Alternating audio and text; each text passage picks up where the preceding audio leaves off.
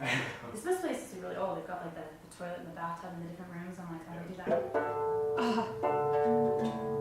Just say it was. How do you break it up into like sections? So we like to do things snare drum. Only this one note. And then you have to make up something about the note. It's an atonal fifth diatonic.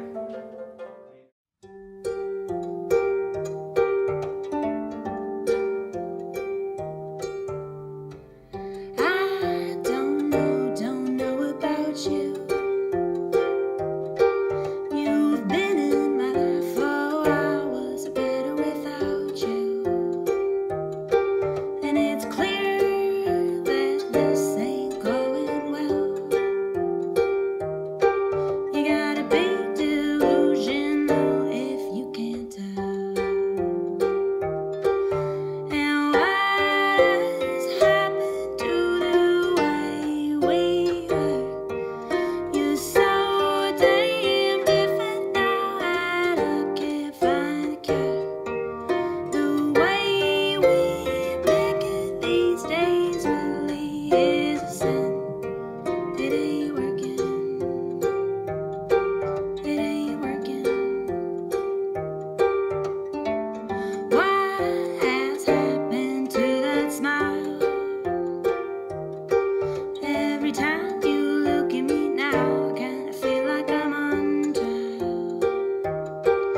And you've been acting so strange,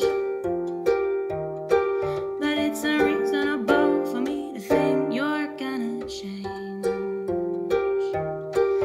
And what's happened to the way we were? You're so damn different now that I can't find a cure. The way we pick it these days really is a sin. It ain't working. It ain't working. This won't sort itself out. It's scientifically proven beyond the very shadow of a doubt. So I'll plead guilty to this crime, but you can keep your ox in your case, 'cause I've done my time. And what's happened to the way we were? You're so damn different now that I can't find a cure. The way we pick it these days really is a sin. It ain't working. It ain't working.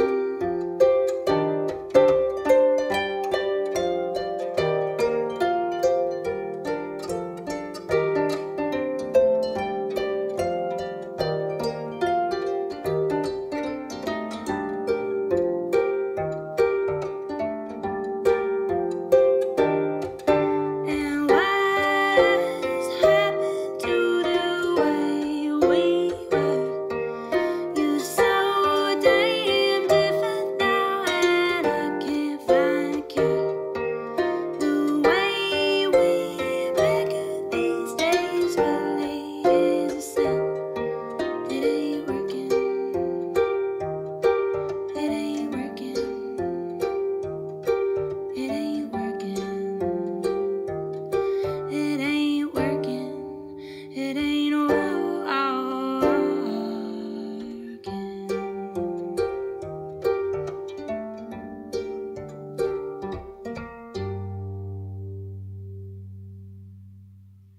Hello and welcome to SilverCat SoundLabs live sessions. We are here in the beautiful San Francisco, California on an absolutely stunning day. Today's artist gives a fresh take on blues harp, and no, not harp as in harmonica, which has defined the blues way back to even before the Delta blues days. But a harp that this artist plays is something that you'd more typically find in a symphonic atmosphere. Her 2018 debut album, Who Asked You Back, blends folk roots and a bluesy riffs and a splash of mainstream pop. Since her independent album release in February, she has toured not 3, 4, but 5 states with more than 60 live performances. Very impressive. She says, an instrument like the harp doesn't typically inspire imagery of driving bass lines and mainstream appeal, but that's what I'm working to change. Very cool. So today we're happy to be hanging out with the truly inspiring EllaHarp. Say hello, Ella. Hello, thank you so much for having me. Yes, of course. So yes, you're from the Bay Area, so isn't this like a typically nice, rad day for Northern California? Oh, it's the raddest of days, man. It's beautiful out there. Well, awesome. So we're really, really happy to have you here. Thanks for having me. Yes, of course. So funny enough, I was just thinking about this earlier. So SilverCat SoundLabs covers a couple different areas, and you're our first artist who actually covers multiple areas at the same time. So not only are you an artist in the singer-songwriter sense of things and instrumental ways, but also you are a creator of musical instruments themselves. So if I am correct, this is your harp, this is your design. This is my harp, Can you tell us a little bit about it? Yeah, I will. So harps are just historically a very inconvenient instrument for traveling purposes of pretty much any description. Yeah, we are on the second floor right now. Yes, we are. You pretty much are relegated to like long road trips with like large vans or like a hearse or something. They're just really difficult to travel with. And I played a larger but still much smaller than typical wooden harp for a long time. And it was starting to really bother me that I couldn't travel with it, like on airplanes and stuff, because I really wanted to be able to take this show on the road, and like the driving aspect of touring doesn't really appeal to me. I wanted to take like shorter jaunts. So I started looking for a smaller harp on the market, and I wasn't quite finding what I was looking for. So I spent many, many hundreds of hours of my life designing what I thought would be the perfect harp, and then spent just about as long convincing my metal fabricating boyfriend to make this harp. And I finally convinced him to do so, and we have made a few prototypes now, and this is the best one we've come up with. This is number 3. And that's the name? Actually, this one's name is Bluebird. I'm not that mean. The first one didn't have a name because it was terrible. The second one was Blue Jay because it was a little sharper. And this one is Bluebird. And yeah, it's actually pretty delightful, and it fits in the overhead bin of an airplane. It has a pretty diverse range for a harp of this size because we made it out of aluminum, so you can really kind of push the boundaries of every edge on this because it's such a strong material. So it's really been quite cool. I wasn't actually sure if I was going to like it or if I was just going to play it because it was there and I kind of had to, but as it turns out, I really like it a lot. That's super awesome. Yeah. And you said you put it in the overhead of an airplane. In the overhead bin. Do you have a case? Do you have a case for it that like is TSA compliant with all the special zippers? Not exactly. I mean, it is a case. It's a soft case, and it fits on the harp. And although it was funny, I was going through TSA the other day, and they were like, "Well, I don't know if that's going to fit." And I was like, "Oh, it's going to fit." And he was like, "Well, I don't know if it's going to fit." And I was like, "Oh, it's going to fit." I've been working on this, buddy. And of course it did. But it only fits in the overhead bin if there are 3 seats. If there are only 2 seats, if there's no middle seat, it does not fit. So that was a very harrowing thing to realize. But luckily, those 2, I was able to put it in the first class closet because of very kind flight attendants. Well, awesome. Well, that's super cool. The DIY spirit is strong. That's really, really cool. And necessity, mother of invention, as they say, right? yeah, exactly. And that's super awesome because I know that there's a lot of, I have to admit, the few harp players that I do know, they typically do play a larger, more these things are huge. Oh, they're so big. So typically, for any viewers that may not know what the typical harp weight and size is, what would you compare like a normal sized harp to? It's taller than me, which is saying something because I'm 5'10". And it's heavier, probably not heavier than me, but quite heavy. They're just so awkward, They're really difficult to move because you kind of have to get them.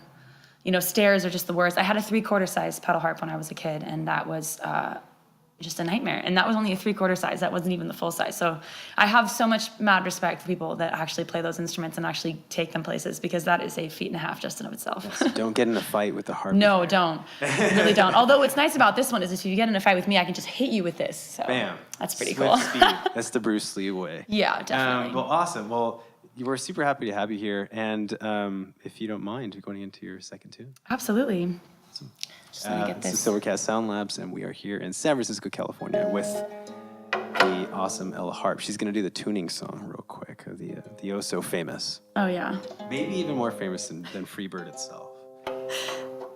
But yes, it's very cool to have a harpist that makes her own harps on the show. It's very Okay.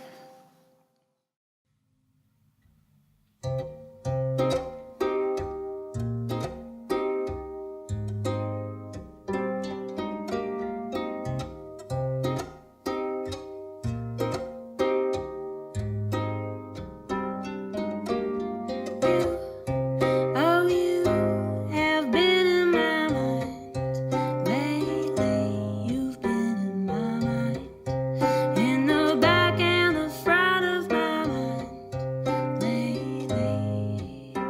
Hey, you, you done me wrong back then. Yeah, you done me wrong. I forgot how I used to be strong. And who asked you back? Who said you could come back to want me inside of my head? And who asked you back? Not me.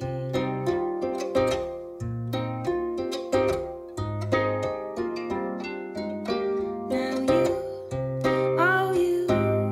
you broke my heart back then. Yeah, you broke my heart into pieces and splinters and shards. But I have opened my eyes lately. I've opened my eyes, opened wide to your sweet little lies. Oh yeah, I've opened my eyes. And who asked you back? Who said you could come back to want me inside of my head? And who asked you back? Not me.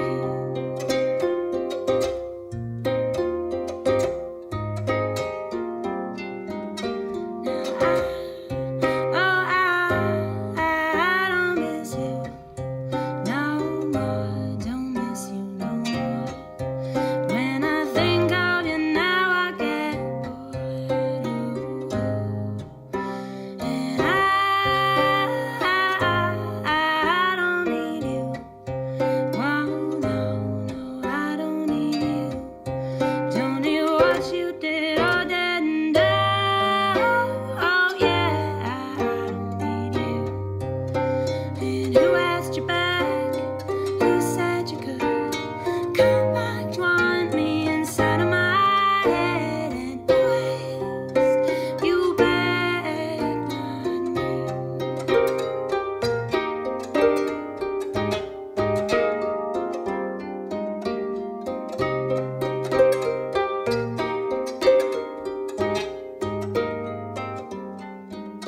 Now you had better get out real quick. You better get out of the back and the front of my mind real quick. 'Cause who asked you back? Who said you could come back to want me inside of my head? And who asked you back? Not me. Who asked you back? Not me.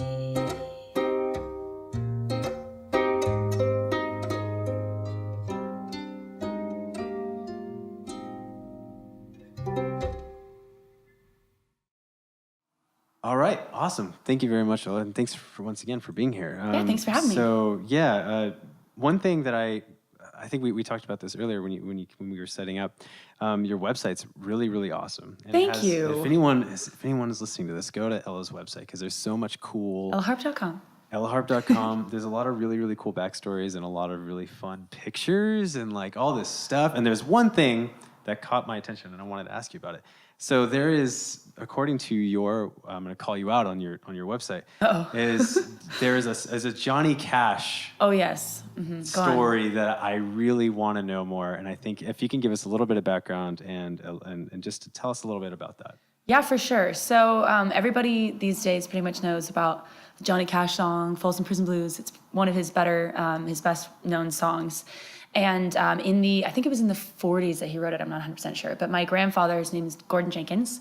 He died long before I was born, so I never got a chance to meet him, unfortunately. But he was a conductor, composer, arranger who worked with Frank Sinatra, Nat King Cole, Judy Garland, and a bunch of like super cool people that I would have died to have been able to meet as well. And he wrote a song called Crescent City Blues. And Johnny Cash lifted like almost all of it for Folsom Prison Blues, and there was a lawsuit and all these things, and it didn't get like pushed super far. I think they settled outside of like actually making it go crazy, because I don't think Johnny Cash really expected to become as big as he did, and so he probably didn't think he was going to make that much of a difference. And I also don't think that my grandfather realized that that song was going to get quite as much traction as it would, however many years later. But watching the movie Walk the Line for me, and like watching that scene where he's writing Folsom Prison Blues, I'm just like, You did not. like, hey, hold on there. Not do and that. I mean, he totally jazzed it up. I mean, when you listen to my grandfather's version, it's definitely different. You can look it up on YouTube, though. It's called Crescent City Blues, and my grandmother, Beverly Jenkins, is actually singing it. She was a blues singer, so it's definitely like a blast from the past. It's got the old, sort of arranged style. It's very classic blues. It doesn't have much of like a jive to it, but you can side by side compare the lyrics. It's Googleable. And they're pretty much exactly the same. So a few little traded things. So awesome. And it's interesting. I've heard a couple. I mean, recently I've heard more about that kind of thing happening. I know that like recently there was like a Led Zeppelin thing that happened with Stairway to Heaven.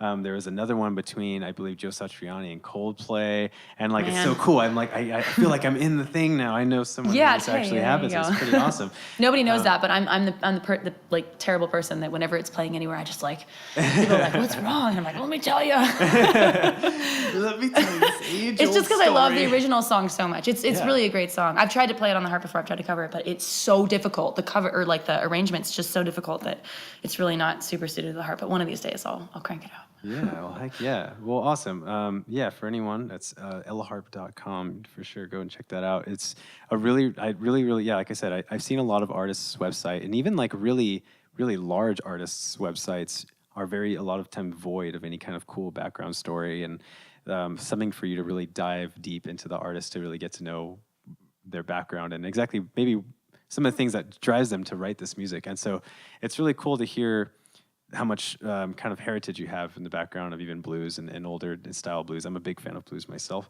and so it's awesome to know that there's still ever changing and ever developing artists in the blues realm. So yeah, once again it's a pleasure to have you here, SilverCat SoundLabs. This is our live session here in San Francisco, California, and we're here with EllaHarp. And Ella, if you would like to play your third song, that'd be really awesome. Thank you. No problem.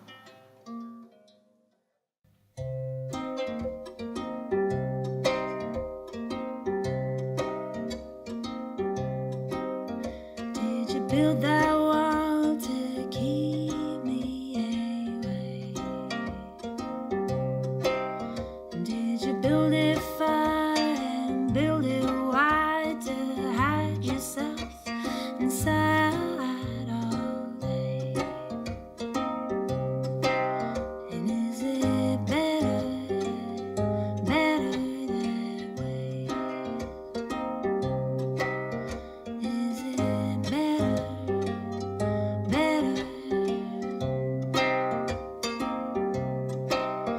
Did you take down all the paintings and birds? Did you bury all the brightness and shut out all the music and birds? And is it better than her? Does it sound better?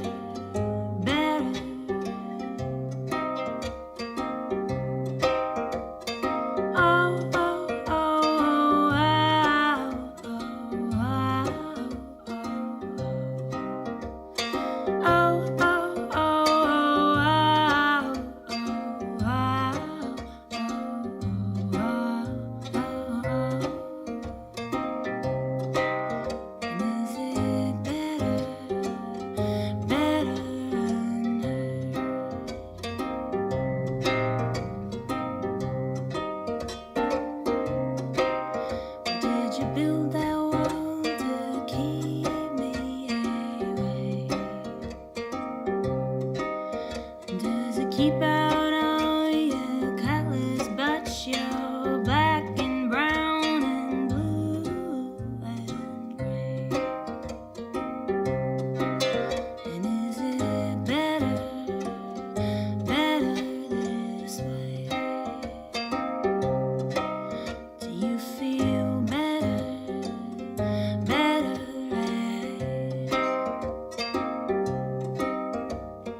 Oh, oh,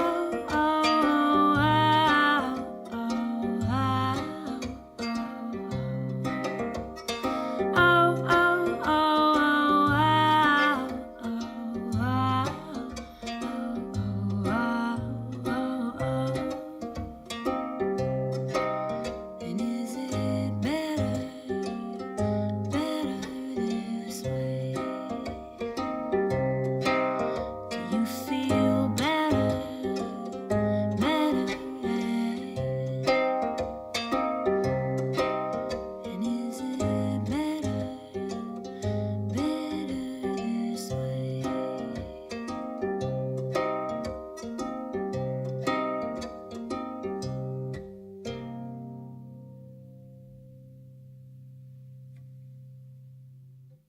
Very, very, very, very nice. Once again, You? SilverCat SoundLabs. We're here with EllaHarp, and if anyone can hear in the background, we have some live San Francisco noise as well. I know there's Worth a lot of money. Yeah, I know, it's cool. So it's the thing about living in San Francisco. There's always something going on. It's turning into like the city that never sleeps, so crazy enough. But yeah, I mean, I guess going into another thing I remember reading on your website was your sense of DIY is so cool and inspiring, and Thanks. I think that's something that we've always really wanted to push is the people making stuff, and it's really nice when you see something that's made by someone and you can really appreciate it for what it is. So in addition to your harp, according to your website, it says that you also make all of your own clothes.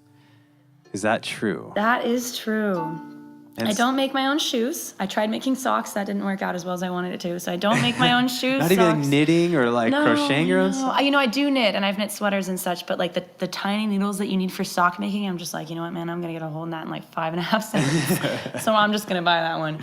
But yeah, I sew all my own clothes. I have hordes and hordes of fabric and a very old sewing machine from the 40s. And it's one of the earliest German zigzag machines, and I just adore it. His name is Meister. And I sew all my own clothes, I make all my own jewelry, but I don't make my shoes, so you found my weakness. It's okay. It's just the next step. Yeah. I mean, I'm sad to say that I'm wearing jeans that I did not make or a shirt. Well, I didn't make my jeans. I just cut them Bam. and sewed patches on them, so that doesn't really count. Still, the aesthetic. But I made my shirt.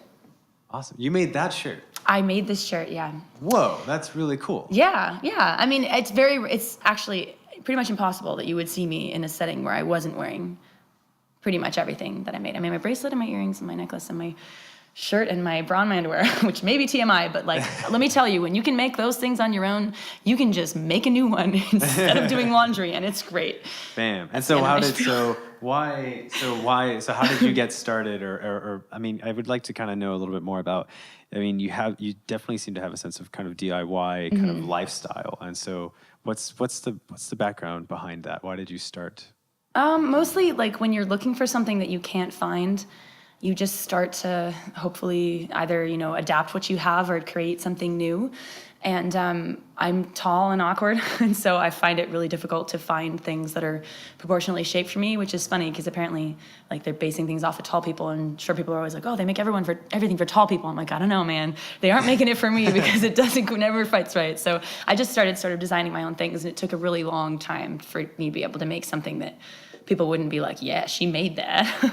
And now I'm like, oh, I made this. People are like, oh, really? Ooh. I'm like, that's what I'm going for. I'm not, it doesn't need to be anything flashy. It's just basic things that fit me and in patterns that I like and fabrics that I like and that kind of stuff. And so what's the extent of what would you say is like the kind of the most far? You didn't like make the car that you drove No, here, I right? didn't. My boyfriend made most of it actually, but I didn't make the car that I came in. But I mean, I just think I think that there's really something to, just like using your own creative capacity to get yourself what you're looking for, or out of trouble, or other things. It's, creativity is like, for me personally, it's like my way out of like that sort of like bummer feeling, like depression and all that stuff. It's like creativity just really takes me to like the next place. So like, as long as I can make something, if I can buy something better and if it's accessible to me, then I'll buy it. But if it makes sense for me to make it, then I'm always game to make it. I made this ridiculous leather coat recently. It weighs like 15 pounds. It's insane.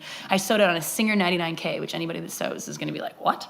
It's like this tiny little thing, and I used thread that was way too thick for it, and I used leather that was way too thick for it. And I mean, it's held up still, but the thing weighs like 1,000,000 pounds. And when I'm done with it, I'm like walking around and I'm like, what was I thinking, man? You want to watch? I was warm though. I was really warm. Sounds like a really cool coat that you could Yeah, sell. it's a nice coat. You could sell stuff. You out could of do the some damage inside. It's to just people like, with that coat. you want a harp? I got harps right here. I got a harp, got man. Harps right here in the I coat hope I got a size. coat. I can't actually play the harp in the coat though. I can't bend my arms. It's so stiff. I don't know. I gotta work on it still. It's a work in progress. A lot of things are never done when you're a creative person as well. You're like, oh, I'll fix that later. I'll bend my arms later. Well, I can dig it. Once again, thanks for being here, Ella. Yeah, for we sure. have one more song, if you Bet. don't mind. Let's Thanks. do this.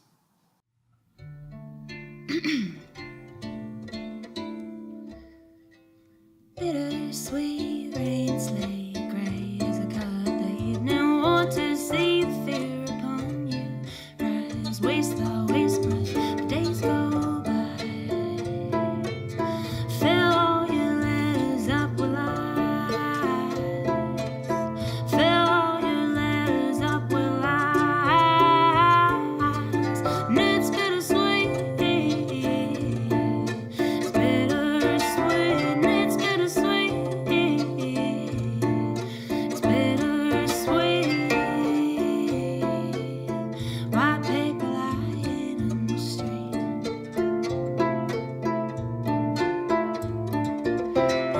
Can't fight the mind, fight for the feeling when the music finds you. Fight all the demons that you can see. Well, baby, reach for the moments in between. Reach for the meaning in between. And it's bittersweet. It's bittersweet. And it's bittersweet. Bittersweet. White paper lying in the street.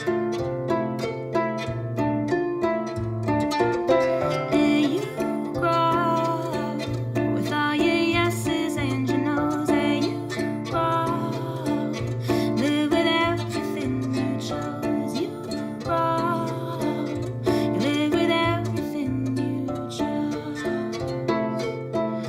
live with everything you chose. Live with everything you chose. But it's bittersweet. It's bittersweet. And it's bittersweet. It's bittersweet.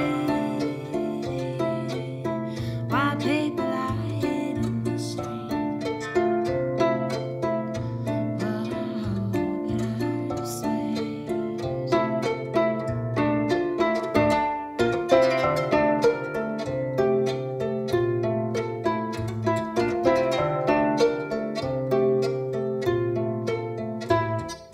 Oh, and it's bittersweet. Bittersweet. And it's bittersweet. It's bittersweet. White paper lying in the street. Wow, it's bittersweet.